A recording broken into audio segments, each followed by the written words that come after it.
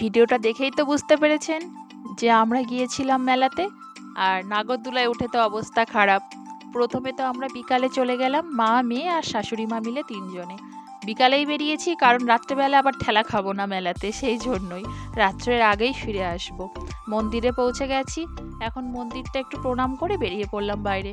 দেখি মেয়ের কি কি পছন্দ হয়। আর ঠাম্মির কাছে তো বায়না চলবেই, কারণ ঠাম্মির সঙ্গে একদিনও মেলায় আসেনি। আমার মায়ের সাথে একদিনই এসেছে, আর এই যে আসছে। দেখি কি কি পছন্দ হয়। দেখুন কি পছন্দ করেছে, ওর কাজই তো এইগুলো। এটাকে ও ছোটবেলা থেকেই ফু বলে। তো ঠাম্মি আমি ফু কিনবো, সেই ফুই ঠাম্মি ওকে কিনে দিয়েছে। আর টুকিটাকি কেনাকাটা করা হয়ে গেছে আমাদের।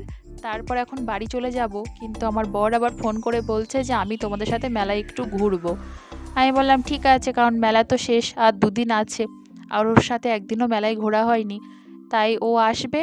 আর গরমের মধ্যে বাইরে না দাঁড়িয়ে মন্দিরে কি সুন্দর ফ্যান চলছে ঠান্ডা, ওখানে একটু ঠাকুরের কাছে বসলাম। আর বাইরে আমার বড় ফোন করে বলছে আমি চলে এসেছি।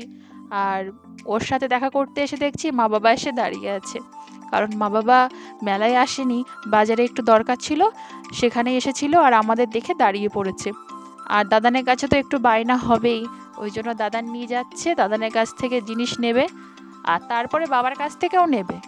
বাবার কাছে এই যে বায়না করেছে ফিল্টারটি নেবে, আর বাবা তো কিনে দেবেই, বলছে বছরে একবার মেলা আসে, আর মেয়ে যা বলবে বাবা সেটা তো কিনেই দেবে। এখনও দেখছে যে ফিল্টারটি ঠিকঠাক কাজ করে কি না। তারপর হচ্ছে আমরা ওটা কিনে নিলাম। আর তারপরে এই যে গাড়িতে তো উঠবেই। আমি বলছি আর বা কদিন উঠবি, আর 1 বছর পরে বড় হয়ে যাবি, তখন আর উঠতে চাইবি না। ওকে গাড়িতে তুলে দিয়ে তারপর বাড়ি পাঠিয়ে দিয়েছি শাশুড়ি মার কাছে।